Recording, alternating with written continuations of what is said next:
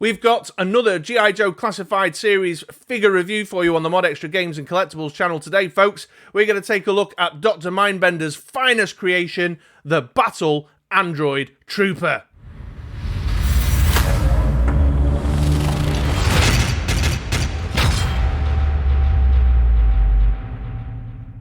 Here we go then. Here is the BAT in package, and we've got the standard G.I. Joe Classified box layout with the big window on the front showing off the figure so you can see him.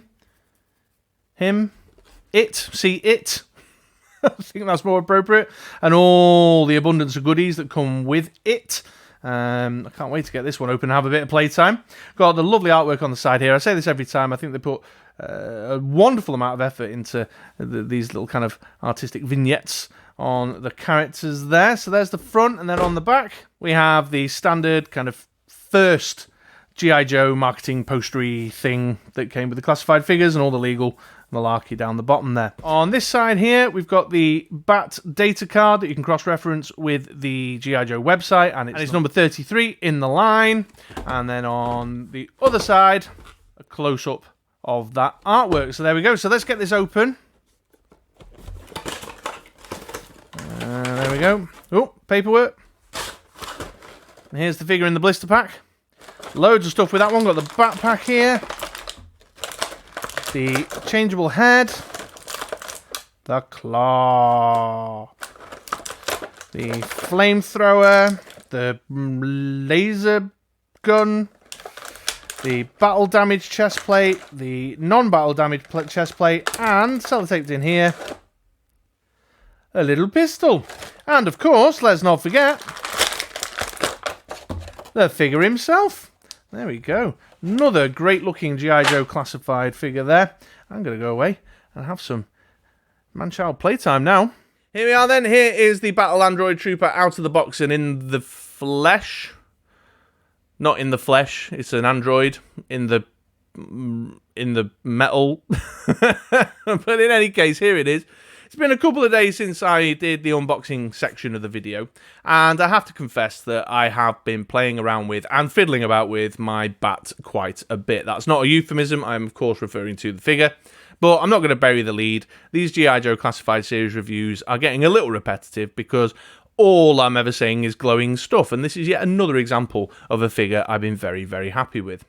Let's start by talking about the way it looks. Let's talk about the figure's aesthetic. And of course, the first thing that leaps out to you when you let your eyes take it in is the metallic grey, the yellow trimmings, and of course the black core uniform. Just really give the figure quite a bit of lift. The way that the yellow and the metallic trimmings frame the black just kind of, I don't know, just give it a lovely kind of balance that's very easy to look at and very enjoyable to soak in. Now, this, of course, is an accurate colour scheme and quite an accurate looking figure to the way the character was back in the day in the 80s, so there probably wasn't going to be a great deal else they were going to do with it. But I think there's just some nice touches in there in the way that they've honed in on those details and the colour scheme details that give the figure a lot of energy and balance, and it's just easy on the eye. I just really like it. I can't articulate what I'm trying to say, really. Bringing the BAT a little closer, we can hone in on some of the finer detail touches that further enhance the visual experience of the figure. Starting with the helmet, love the contours and the shape of the helmet, and then the classic Cobra visor motif there. But one thing I will say is that I feel like Hasbro of late have been really nailing the metallic paint, and that visor just looks suitably shiny and androidy. I can't think of any other words to describe it. And it really stands out. But also, turning it ever so slightly, look at these finer details. Really neatly painted little metallic grills and vents at the back of the helmet, just really adding to the android look and feel of it. And I'm very impressed with how neat and tidy a job Hasbro's factory have done on that. While I have him facing to the side, big fan of this Terminator-style robotic arm. I love seeing all the innards, all the pneumatic innards on the forearm and the hand, and this circular joint here, just really great. Again, really adds to the figure, really tells the story of it being an android. And while I've got it on this side, I love this little painted Cobra emblem. The doing it in the yellow to balance up with all the yellow trimmings is a sweet little touch. And talking about robotic innards and finer detail touches, on the back here, on a section that is going to be largely obscured by the backpack, we've got another little open section, possibly where Dr. Mindbender goes in to conduct repairs on the back there. And under the chest plate, we've got these lovely painted bits inside with a little splash of red, again, selling the story, really selling the story of an android. One little note on the yellow elements of the colour scheme that I've noticed really, mostly today, in fact, while taking a kind of close inspection of the figure in preparation for this video, is that the painted yellow sections on the torso here and on the thigh strap there, the yellow of the rubbery kind of moulded section of the belt and the holster, and then the boots that are the plastic moulded bit as part of the figure, are all ever so slightly different. Now, I have to admit, I didn't really notice that when playing with the figure over the last couple of days. I only really noticed it today when I was prepping up to record this vid and I was looking at it much more closely. But that could be something that bothers a collector, I don't know. It doesn't particularly bother me, but it has stood out. If you've seen any of my other reviews, you'll know I love a bit of texture on my figures to add some depth, and the bat has definitely got some lovely little textural elements there. And the neck, for example, I love this flexible piping neck thing, really selling the story of it being an android, but a nice bit of texture. Then in his uniform, you can see stitching and fabric texture. You can see it there on the shoulder. It's really quite present in the legs. You can see the way the jumpsuit is bunched up at the top of the boot, and then you've got these little metallic shiny trimmings everywhere, and all nice and textural. I like the way that's working. There's some sort of texture in there in the robotic innards section. One thing that does stand out and it does contrast a little bit is the shininess of some of the metallic sections in the painted areas compared to the more dull looking metallic sections here on the arms. So we've got all this lovely texture and detail in there, but it could have maybe have done with a bit of a wash just to make it blend and contrast less to some of the metallic trimmings here in the main body and at the top of the boots. Let's talk a little bit about the figure's articulation and movement then, and let's begin with the head. It's on a ball joint, so we've got a good range of motion, full X-assist 360, and the ability to do a bit of tilt and swivel. There's also a joint at the bottom of the neck there that you probably noticed, allowing it to have some good downward motion, although the up isn't tremendous, but still really great for posing. Onto the arms next, pretty standard for G.I. Joe Classified. Got the butterfly joint there, allowing him to do a little bit of hustle, and the shoulder goes up this high. There's also some swivel at the top here. Nice double elbow. And then we've got a swivel in the wrist on the right hand and the left hand. Got the joint here in the torso, giving him a bit of crunch forward and a bit of crunch backwards. And then hip swivel, which is nicely disguised by the belt across the waist. Drop down joint on the groin there. So a nice range of motion on the drop down and with the ball. Meaning you can get some nice can-can kicking done. Although, what I will say is that this holster belt being attached to the waist belt affects it happening on the left leg a little bit. Both legs have some swivel at the top of the thigh. Both legs have a decent double knee, although a bit stiff out the box again on this one. There's some swivel at the top of the boot. And then we've got forward and back and a bit of side to side on the ankle. Pretty decent range of motion, what we've come to expect from G.I. Joe Classified. The Bat figure is no different, giving it a wide range of posability.